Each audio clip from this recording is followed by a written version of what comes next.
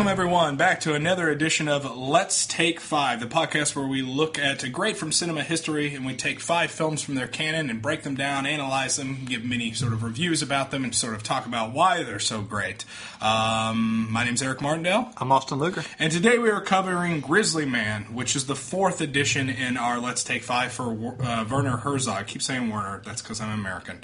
The previous films that we've covered on this podcast were Aguirre, The Wrath of God, Nosferatu the Vampyre, Fitzcarraldo, this is Grizzly Man, and then we'll wrap up with Encounters at the End of the World. So Grizzly Man's an interesting film because, well, for a lot of reasons. That's one way to put it. That's one way to start off the book report. It's an interesting film for us because it's the first documentary that we're covering on the podcast. It's true. Episode 29, first documentary. First documentary on the podcast. It's also one of the more popular documentaries made probably in the last, 20 years or so, I would say. And it's basically a story about Timothy Treadwell, who is a man that went out in the woods to film and record himself in the environment of Alaska, in areas that he called the Grizzly Maze. Before the bears would go into hibernation, he would hang out with grizzly bears and film himself out with grizzly bears and the occasional other woodland creature, namely foxes. The foxes are fantastic in this film. Mm-hmm. But he is filming himself with grizzly bears, and they're pretty dangerous. And to say the least. And Timothy gets eaten.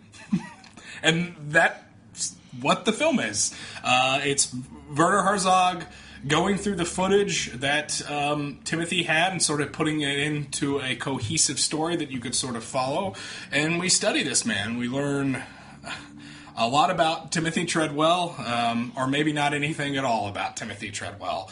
I do know one thing for certain, because the reputation, to talk about this film in broad strokes to lead it off would be doing a disservice because everyone's heard of this film. I would just to say I know one thing from this film I gleaned from it was that Timothy Treadwell honestly loved these bears. That is true. Yes. That is undeniably true. Yes. I have seen this film, I can't tell this is my 4th or 5th time watching it, and I have changed my opinion on Timothy Treadwell at least 10 times per viewing. Like, I keep thinking, okay, I now know my opinion of Timothy Treadwell. And, Herzog so brilliantly structures this movie, and, he gives you, satisfaction, you're forming your opinion, here's some evidence to that opinion, and then another thing happens. Mm-hmm. And then another thing happens. But, positive or negative, and, Timothy Treadwell is one of the greatest documentary subjects of all time. Yeah, he definitely is. The film itself is one of the better documentaries I've ever seen, and it's my second favorite movie on the Herzog 5. It's my first. Yeah, and we'll complete our list, I guess, later, even though I've kind of put it together already. Yeah. But on the wrap-up episode. But it's really hard to take your eyes off this film because it's a man living with grizzly bears, and it's the fact that he gets away with it for so long. And the way the documentary presents this is that, okay, Timothy loves the bears. He's smart enough to love the bears. He's a human being. He's capable of these sort of conditions that perhaps these animals do not have.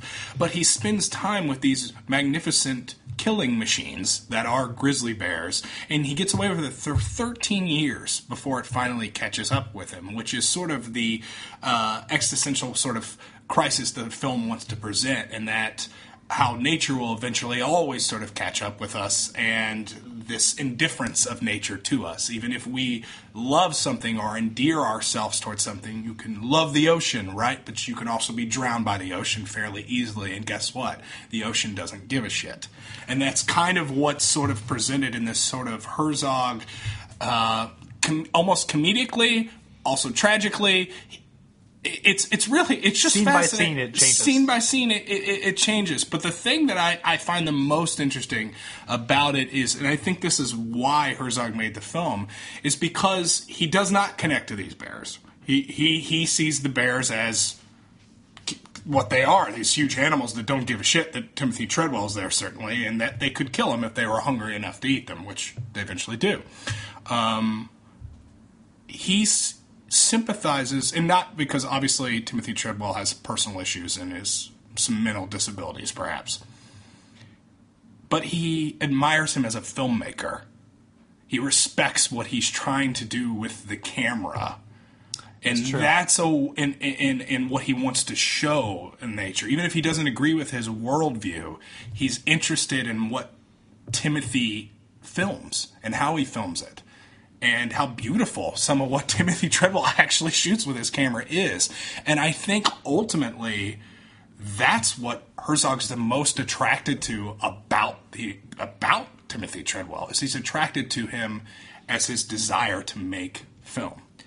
I think that's definitely part of it, of his curiosity. I think the thing that also makes Herzog, like, I happened to see him at IU one time for a screening of this film. Indiana University, I apologize. Respects due. And, I mean, he was asked about Timothy, and he's very somber when talking about him. Like, he never met the man. He knew of him after he died. But, like, it seems as complex a relationship mentally as it is with Kinski. Because, like, and you watch this film, and to me, Herzog so brilliantly just keeps changing the dial on where the respect should go. But the one thing that he can never agree on, that Timothy agreed on, was that Timothy thought he was one with the bears. Yeah. Timothy wanted to be a bear, according to some of his friends. Like, he thought he was a bear. He was one of this family. And Herzog can never mentally understand that, because he's not a bear. Yeah. You are a human in a bear's world. And bear world, they have different rules. Yeah. And the film begins with saying that Timothy Treadwell was eaten by a bear. Yeah, they get that out of the way. And it's not a suspenseful thing. You see footage of him, and you are told this happens. Mm-hmm. But it keeps shifting how much, like, Timothy was in control, and what Timothy, like, was he kind of doing a great service? Was he doing the right thing? Was it fate? And you're presented with different viewpoints. So many different viewpoints. And one of the most curious one, because so much of the film is just Timothy's footage, because he filmed himself basically all day with these little, like, kid nature programs. He did, but towards the end, it's obvious he had to have someone filming with him, which was his girlfriend that he brought along with him. And that is, to me, like, the unforgivable part, because she was also murdered by the bear. Yeah, and trying to save his life. Yes. And a part that, like, because you keep getting kind of hints of how dangerous this was. Because the footage you're seeing of Timothy, it's just him in the foreground and really beautiful looking bears in the background. You don't understand the extent of it. Then as you keep meeting with the coroner to understand how dead he was. Yeah, he was. I mean, it was a garbage bag, not a body bag. And a lot of it was taken out of the bear. Yes. That they killed because he was eaten. Yeah. He was eaten. And you still, like, it's still hard, it's still a bit abstract, because, like, bears have been so desensitized in popular culture. I mean, the teddy bear is the gift you give to a baby. Right.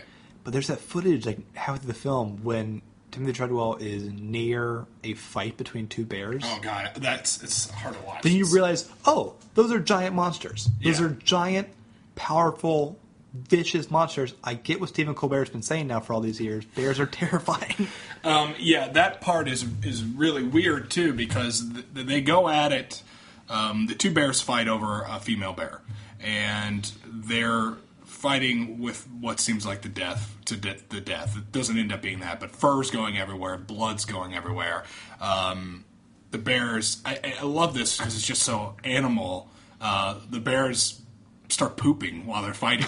I mean, it is true. No, because they're just there's no sense of, like, they're animals. They're animals, right? Yeah. It's so feral, and they're just tearing off fur left and right, and then one bear beats another bear, and then the one bear is all somber and sort of walks away. And the whole time, Timothy is heartbroken at how they've hurt each other. Like, he understands it. He understands that they've hurt each other, but he's sad that they fought, as if, like you and I fighting. Like, he is one with the bear. He understands why they did this, but it's just, I don't know. It's really unsettling. And it's also, by the way, he's not far away from two gigantic beasts trying to kill each other. Yeah. And that's unsettling, too. Yeah.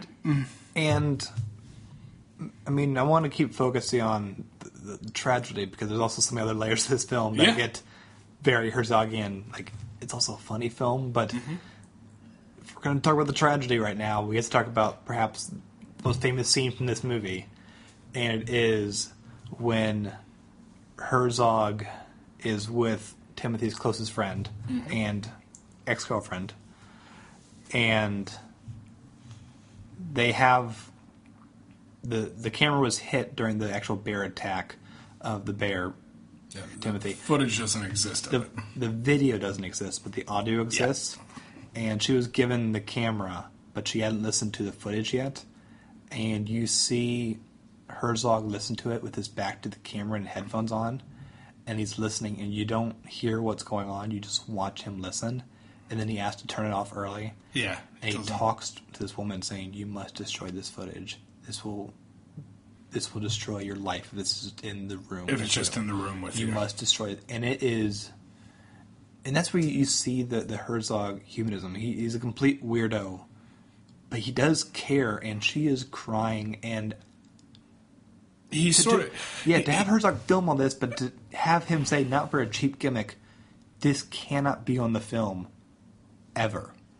Yeah, because I think that the movie kind of infers that they probably could have put it in the film if they wanted to. Yes, absolutely. And Herzog elected not to do that. And I think that was wise, obviously, as a respectful thing, but also because the girlfriend dies, too, in the videotape, on top of everything else. But also done...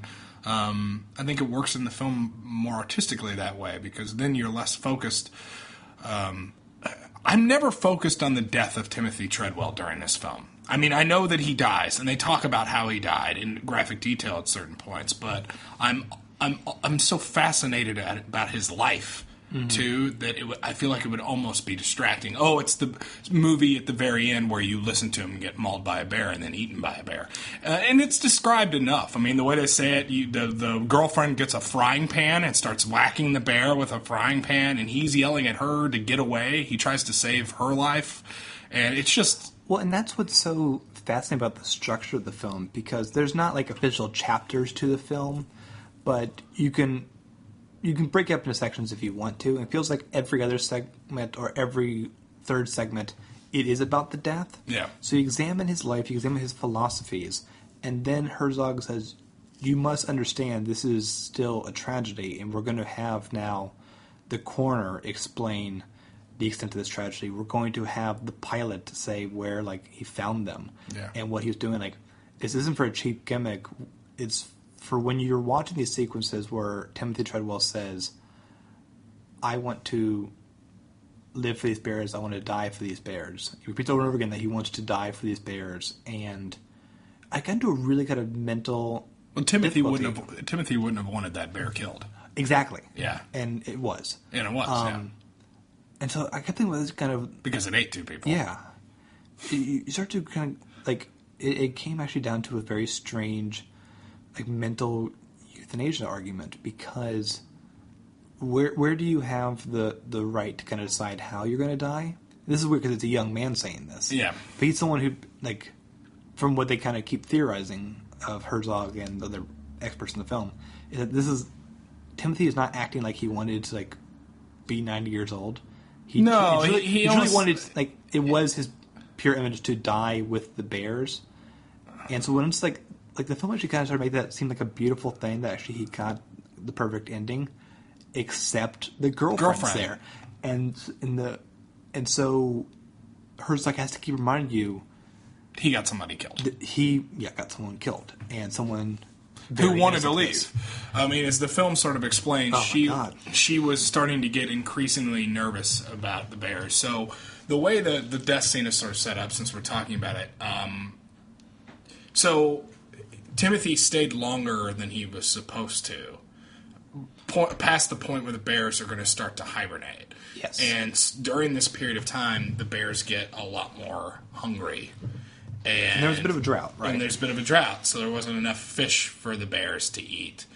And the bear saw a meal. That's what happened. It was starving to death. And there's footage that shows her, an odd picture of her, like, kind of creeping, the video of her, like, kind of creeping while they're filming a bear, and they say that this is maybe the bear that did it. They don't know that, but it was filmed hours before. They really seem to have an idea, like, they're pretty sure it's this bear, and this is kind of, I guess, a good transition to... And it's weird. It's weird watching the bear behind him. Very much so. Yeah, because you get a sense watching the film that it is the bear.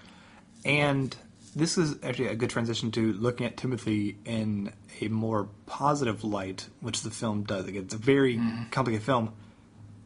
Timothy may have been a bear genius because, like, he actually was that astute about this bear's personality and recognizing that this bear is acting in different ways than other bears. Yes, he did say that.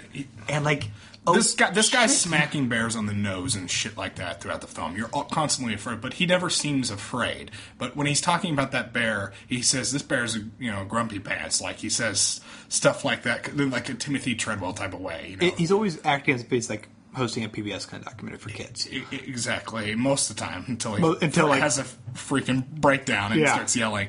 That's the thing, too. The more the film goes and the more footage you see, at first what seems like, as you pointed out, I think aptly earlier in the film, is like, it seems like a PBS documentary. He's far enough away from the bears. You know, it's like, oh, these bears are really cool. We should preserve the bears, save the bears. Hell yeah. Then you start to see sort of this descent into madness that starts to take hold, where his real name's not Timothy Treadwell. Like, he made up that name. Like, he's Well, he wanted to be an actor. He wanted to be an actor. According to the film, which even his parents don't believe is true. He was, second in line to play Woody in Cheers? Yeah, second in line to play Woody in Cheers. Yeah, that's right. I'd forgotten about that part of the film.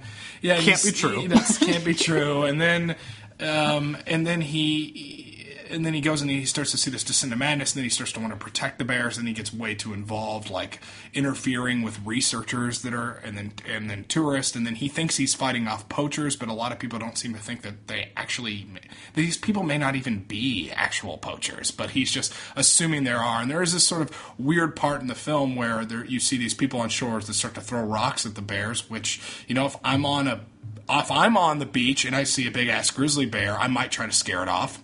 I mean, I'm not advocating throwing rocks and hitting animals, but I'm saying I don't know what they were doing out there. It doesn't seem like they're up to any good. I will be. No. The film doesn't. But then, like, Timothy starts to create this sort of narrative where they might be out there to kill him or harm him, and you see like things written on rocks like "See you next summer, Timothy." And then, you start to wonder if were these real or imagined type of fears that Timothy started to have? How much of it was in his mind? How much of it wasn't? I mean, it's bizarre. It felt like he was always mentally trying to provide an output for this experience.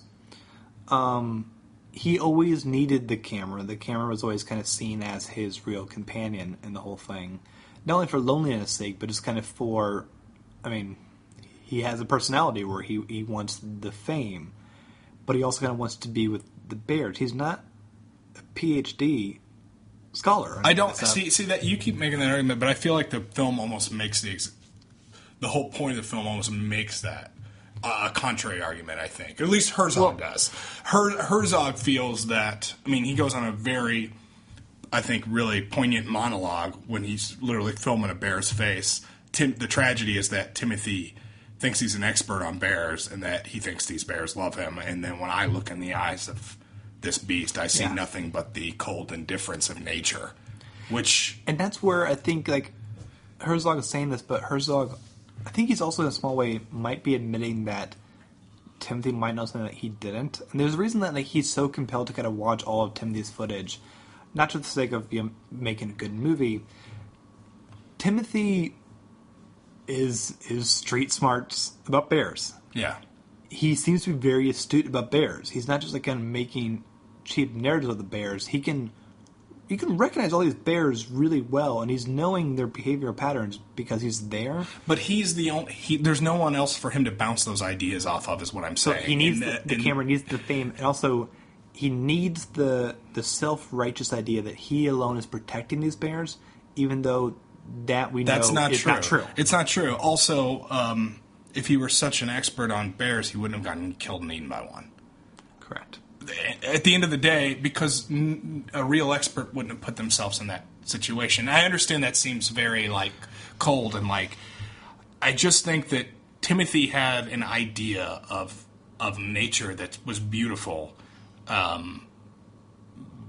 but he was looking to validate this lifestyle. Exactly. Yes, he wanted to validate that lifestyle, but in the end of the day, he was always going. That's the thing. He was always going to get eaten by a bear. That was always going to happen. I think he knew that, and I think that's what he wanted to be the ending. I know, but isn't that contrary to what he was doing? And I'm not saying it is. I'm just saying that's the fascinating debate of the film is.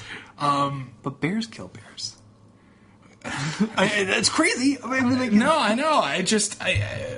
It's true, but Timothy never wanted to highlight that part of it, really. Sure. And now there is a part where there is a bear paw they see, and he's very sad about that, but he blames it on the drought. He blames it on a god. He's like, I don't believe in God, but God make it rain, and you're making the bears have to eat each other. That's one of the funniest scenes. But the point I'm making is that he would never blame the bears. Right.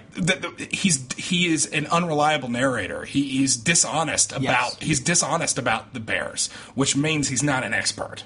Right. And that's sort of the big point I'm making is that Timothy was willing to lie about the way bears behave in order to thread a needle that doesn't exist. Yeah. And Herzog was apt to call him out on that. Mm-hmm. That's the reason why what's happening here, in spite of all his other flaws, can never be romanticized, is because what he's talking about is not accurate. Yeah. Just because he happened to survive 13 years out there for blind luck did not make him an expert. He has absolutely he's inventing facts. Well, the thing is, he kept recognizing Timothy. He was conscious about when he was pushing the border, and he just was too confident about himself and his relationship with the bears, because there are two parts. There is the bear maze, and then there's the Grizzly Maze, and then there's a place outside of it. Yeah, and the outside, that's where he is allowed to be. I mean, this is a national park. You're actually allowed to be there. And he's allowed to be there. They don't want you to go in the maze, because that's where it's a more dangerous. Yeah, because it's stuffed with grizzly bears. And Timothy, for a couple of years, kept going in there. Mm-hmm. Yeah, he's breaking the law, too. He's breaking the law. He's interfering with the bears, too. It's not a good They're thing. Not thrilled with him. Yeah, exactly. But he thinks they are. Yeah. And yet, it becomes that strange thing of the art that Timothy is making is captivating. This movie is, 80% footage of just Timothy Treadwell? Yeah. And I've seen this film now 5 times, and I want to watch it again. It's brilliant. The things he made, for better and worse, are literally brilliant. They're brilliant. They're beautiful. They're interesting. He's charismatic. He's charismatic. The bears are interesting. He's interesting. Everything's interesting. He has a fox sidekick. I was right about to say. I was literally right about to say that. So, and this is what I was talking about earlier, where I think that Herzog was so interested in him as a filmmaker, because there's that shot where it holds on him for a while, and he's like, "I'm really happy." It was almost as if he had the ability as a filmmaker to know how beautiful this could be. And sometimes when you're making a film, something spontaneous happens and you happen to film it and it's beautiful, and this happens all the time. And then the foxes come running up through the prairie to hang out with him out of nowhere. Yeah. And there's no way he could have known that was going to happen. Yeah. Yeah, he has a fox sidekick. I think he names him Spirit. I think he does. But he's this is Spirit. He's the king of the jungle. He's pet. It's so cute. He's on the tent and whatnot. It's adorable. He has a Disney sidekick. Yeah. But also because there are two narratives that Timothy is presenting. One is by accident. One is I'm the nature host. I'm Jack Hanna. I'm doing this. Here we are with the bears. Look at the bears do this. I'm getting footage that no one else has. Catch you next time, kids. But because he's filming everything, you also get to see the flawed, interesting, curious man that is Timothy Treadwell. When you watch him compulsively do take after take after take, trying to capture the right emotion. Well, that's the filmmaker. Yeah, the filmmaker. And why is he filming him chasing and getting pissed off at the fox that took his hat. Yeah, that's like, weird. It's so like to see him like he's a human being. He got frustrated. Yeah. Especially since he's living in the middle of nowhere. Yeah, he's like cussing too. He's like, "Give me my fucking hat back." Yeah, he's furious at this baby fox. It's not being. But he's talking to him like you would talk to a child that spilled milk. Yeah. Minus the cuss words. But what I'm saying is he's still talking to the fox out of love. He still loves the fox. Yeah. I mean, we talk about like, okay, how do I feel about Timothy Treadwell? Like, as just like an overall arc, and at the end of the day, the two big things I'm stuck with is one, he got another person killed. Yes. And that to me is pretty unforgivable, particularly when all evidence seems to point that she didn't want to be there any longer, and he kept driving her forward. Now she's her own person, I get that, but at the same time, she looks frightened in the pictures you see of her. And it's a little footage, but also when you're in the situation, he's the expert of the forest. Exactly. So if he's saying we're staying longer, I mean, that's what you do. I wouldn't know how to argue against that. You're supposed to trust this person who let her down in a colossal way. The other thing, I'll get to this, the next part of that. The other thing I wanted to bring up was how the person that discovered the bear that ate them, and said that the bear looked really mean, and like you could just tell by looking at this bear, and this bear was mean and nasty. That's total horseshit. I find that to be absurd, and this brings me to that last point. Timothy Treadwell, there's no such thing as a mean bear. Okay, yes, there are bears that are more apt to eat you than other bears, sure, whatever. But most of that's going to be based on how hungry the bear is. And at the end of the day, the tragedy here, the grand tragedy of this film, is that Timothy Treadwell, by his ending, was proven wrong. Yeah. He crafted all of these stories to fit an imaginative, fake narrative about wildlife and life and bear and nature as a positive thing. And at the end of the day, the bear ate him not because he didn't like him. He ate him because he was hungry. Yeah. And ultimately, at the end of the day, what that tells me is that the tragedy is that Timothy Treadwell, you were wrong.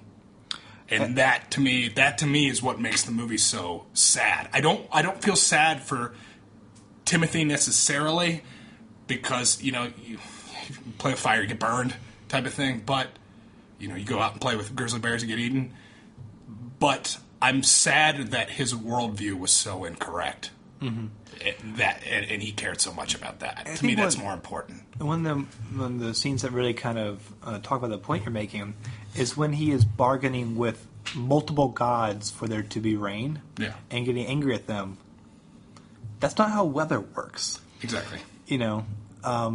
That is a very human nature to kind of put a personal narrative of things that are outside of our control, because we have difficulty accepting things that are outside of our control. Well, we have difficulty accepting our insignificance. Yes. And that, I mean, I'm not making a comment on religion. I'm a religious person, but religion is born out of the idea that we have to feel like we're not insignificant. There has to be some greater purpose. Timothy Treadwell's whole struggle in this film is sort of about that. He thinks his purpose is to be a diplomat to these creatures that are completely indifferent to him. They just are. There's no such thing as a mean grizzly bear. They're just grizzly bears, and that's how grizzly bears act. Like some rhinos charge, some don't. Who knows? It's nature. But that doesn't make one a mean rhino and one not a rhino. It's just a rhino. I mean, you could say that about anything. They're not like you and I.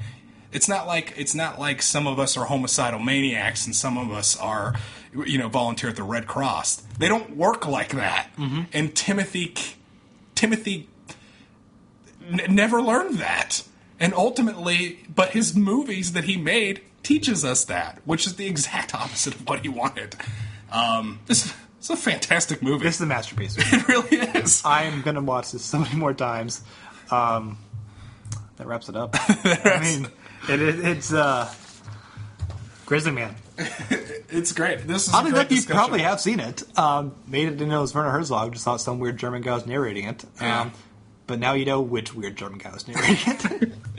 Yeah, it's God, it's a really good movie. Yeah. So that is episode 29. You can leave a comment about this episode at theartofmoral.com. I'd love to hear your thoughts on Grizzly Man and Timothy Treadwell in general. But if you're shy, you can always email us at letstake5@theartofmortal.com. Follow us on Twitter at @theimmortalspod.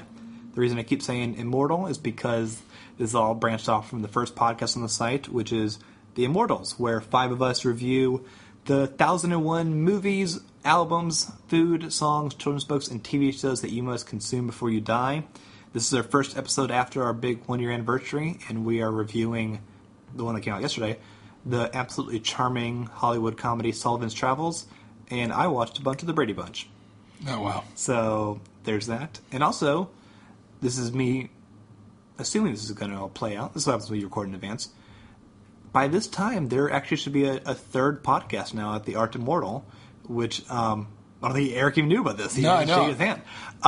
Sarah Stout from The Immortals has started a podcast with 2 of her lawyer friends called Ad Absurdum, and it is about them. Once a month, they are taking a fictional, movie, show, whatever, and saying, okay, this is real.